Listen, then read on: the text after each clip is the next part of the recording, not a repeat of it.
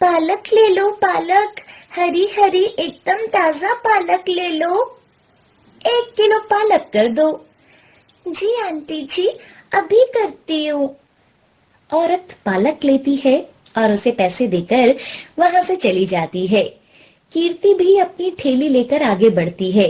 तभी अचानक उसकी ठेली टेढ़ी हो जाती है और पालक नीचे गिर जाता है।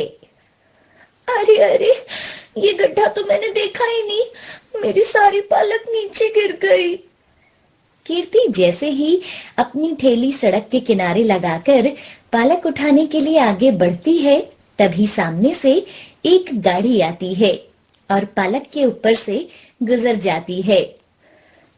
कैसे लोग हैं, देखते भी नहीं है, मेरी सारी पालक खराब कर दी।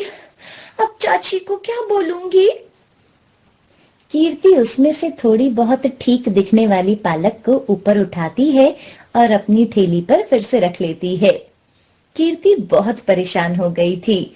अब उसके पास थोड़ी ही पालक बची थी। पालक ले लो पालक, ताजी हरी पालक ले लो। सुबह से शाम हो गई, लेकिन अभी भी कीर्ति की बची हुई पालक नहीं बिकी थी। लोग पालक देखे जा रहे थे। जमीन पर गिरने की वजह से पालक खराब हो गई थी, इसलिए कोई भी उस पालक को अब खरीद नहीं रहा था और रात भी होने वाली थी। रास्ते में कीर्ति को सड़क के किनारे एक गाय और उसका बछड़ा दिखाई देता है। ये पालक कोई ले तो नहीं रहा, क्यों ना मैं इसे इस गाय और इसके बछड़े को डाल दूं। कीर्ति सारी पालक उठाकर उस गाय और उसके बछड़े को डाल देती है। वहीं से उसकी चाची जा रही थी और वो कीर्ति को देख लेती है। ओहो, तो ये तो कीर्ति है। ये सारी पालक इस गाय को क्यों डाल रही है? घर आने दे, इसको तो मैं बताती हूँ। कुछ देर बाद कीर्ति भी घर पहुंच जाती है। आ गई महारानी, पुण्य करके सारी पालक गाय को खिला दी।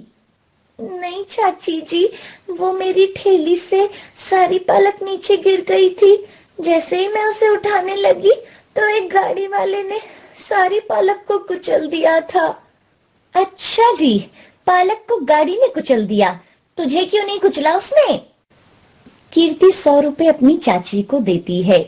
सरिता कीर्ति से पैसे लेती है और उसे एक थप्पड़ लगा देती है। कोई काम सही से नहीं कर सकती क्या? अब जा, खेत से घर के लिए भी पालक लेकर आ, और सुन, थोड़ी जल्दी आना। शाम हो गई थी। कीर्ति रोते हुए अपने खेतों में जाती है और पालक काटने लगती है। कीर्ति देखती है कि खेतों में एक पालक के ऊपर बहुत सारे कीड़े थे। हे भगवान, इतने सारे कीड़े, ये तो पूरा खेत खराब कर देंगे। इन्हें अभी यहाँ से कहीं दूर उठाकर फेंक देती हूँ। कीर्ति जैसे ही उन कीड़ों से भरे पत्तों को तोड़ने लगती है तो एक चणक बड़ा हो जाता है और बोलता है, रुको, मेरे परिवार को खेत से बाहर मत फेंको, हम आज रात को ही यहाँ से चले जाएंगे। तुम बोल सकते हो? मैंने बोलने वाला कीड़ा कभी नहीं देखा। मैं एक परी थी और ये सब कीड़े मेरा परिवार। मेरे बच्चों की एक गलती की वजह से मुझे और मेरे परिवार को एक दिन के लिए कीड़ा बनाकर पृथ्वी लोक में भेज दिया गया है। बस आज रात की बात है, सुबह होते ही सब हम लोग अपने परिलोक वापस चले जाएंगे। तुम एक दिन के लिए हमें यहीं रहने दो, उसके बदले मैं तुम्हारी कोई 3 विश पूरी कर सकती हूँ। कीर्ति सारी बात परी को बताती है और वो कीड़ा बनी हुई परी अपनी शक्ति से पालक की सब्जी और कुछ पैसे कीर्ति को देती है। कीर्ति खुशी खुशी सब्जी और पैसे लेकर अपने घर आती है और पैसे और पालक की सब्जी अपनी चाची को दिखाती है। अच्छा, तो अब तो चोरी भी करने लगी? कहाँ छुपा कर रखे थे ये पैसे? और ये दुकान से सब्जी क्यों लेकर आई है? तुझे कहा था ना खेत में से पालक लेकर आना। नहीं नहीं चाची, आप गलत समझ रही हो। ये पालक तो मैं खेत में से लाई हूँ। ये ना जादुई कीड़े बनी उस परी ने मुझे दिया है। क्या? जादुई परी पालक? ये सब क्या बोल रही है तू? कीर्ति सारी बात अपनी चाची को बताती है। अच्छा जी, अगर सच में उसके पास ये जादुई शक्तियां है ना, तो अभी जा और उसको बोल मुझे बहुत सारे जेवर चाहिए। चाची, ये बहुत सारे पैसे हैं, इससे हम और भी ज्यादा खेती करके मेहनत करके पैसे कमा सकते हैं। अरे चुप कर, और जैसा बोला है वो करके ला। कीर्ति फिर से खेत में जाती है और उस कीड़े से बोलती है, जादुई कीड़े, मेरी चाची को बहुत सारे जेवर चाहिए, क्या तुम दे सकती हो? हाँ हाँ, क्यों नहीं। जादुई कीड़ा अपनी शक्तियों से एक जेवर से भरा थैला कीर्ति को दे देती है।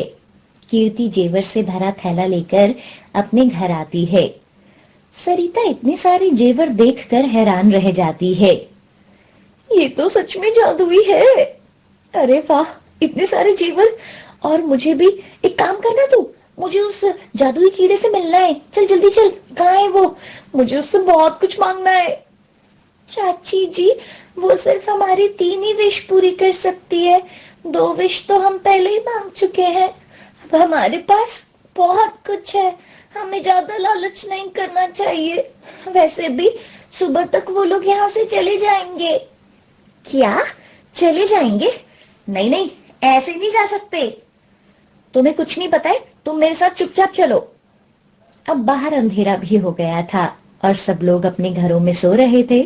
इधर सरिता कीर्ति को लेकर अपने खेत में जाती है। जादुई परी उठो। कीर्ति की आवाज सुनकर वो जादुई कीड़ा सामने आता है। अरे तुम फिर से यहाँ क्यों आ गई? अभी इतना अंधेरा हो गया है। सुनो जादुई कीड़े, मुझे ना तुम बहुत सुंदर बना दो, और हाँ, मेरा घर को महल की तरह बना दो और उसमें हीरे जवाहरात सब कुछ भर दो।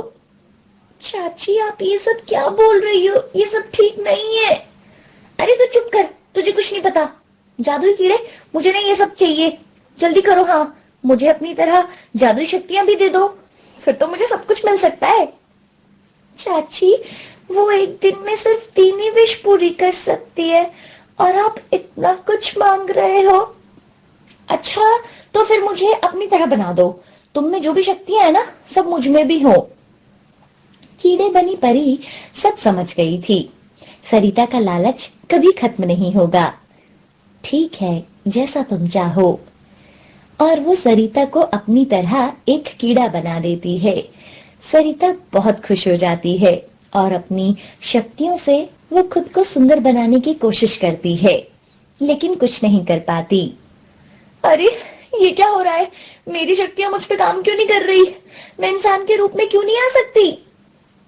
इन शक्तियों से तुम सिर्फ दूसरों की मदद कर सकती हो, अपनी नहीं। ये सुनकर सरिता रोने लगती है। अरे मुझे माफ कर दो, मुझे मेरे असली रूप में ला दो। मैं कीड़ा बनकर पालक पर नहीं रहना चाहती, मुझे फिर से पहले जैसे बना दो। कीर्ति अपनी चाची की ऐसी हालत देख नहीं पाती। परी, मेरी चाची को माफ कर दो, हमसे गलती हो गई। इनको इनके असली रूप में ला दो। मैं अपने माँ बाबा को तो पहले खो चुकी हूँ, अब इनको नहीं खोना चाहती। परी कीर्ति की बात मान लेती है और अब सब कुछ पहले जैसा हो जाता है। कीर्ति सरिता के गले लग जाती है। अब कभी भी लालच नहीं करना। मैं जाने से पहले तुम्हें ये पालक देकर जाती हूँ, जो कि जादुई है और ये कभी खत्म नहीं होगा। तुम इससे जितने चाहे पैसे कमा सकती हो।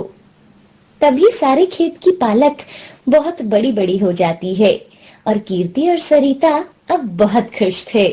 ये कहानी किशनपुर गांव की है। किशनपुर इस राज्य का सबसे सुंदर गांव था। चारों ओर हरियाली और ऊंचे ऊंचे पहाड़ इस गांव की सुंदरता को और भी बढ़ा देते थे। ऐसा कहा जाता है कि परियां परी लोक से इस गांव में घूमने आती हैं और यहाँ के कुछ लोगों ने उन्हें देखा भी है। इस गांव के अधिकतर लोग खेती करते हैं और उसी से उनका परिवार चलता है। मेघा और सोहन भी इसी गांव में रहते हैं, जो अपने खेतों में काम करते हैं। क्यों मुंह लटकाए बैठे हो जी? क्या करूं भाग्यवान, सब लोग खेतों में बीज बो रहे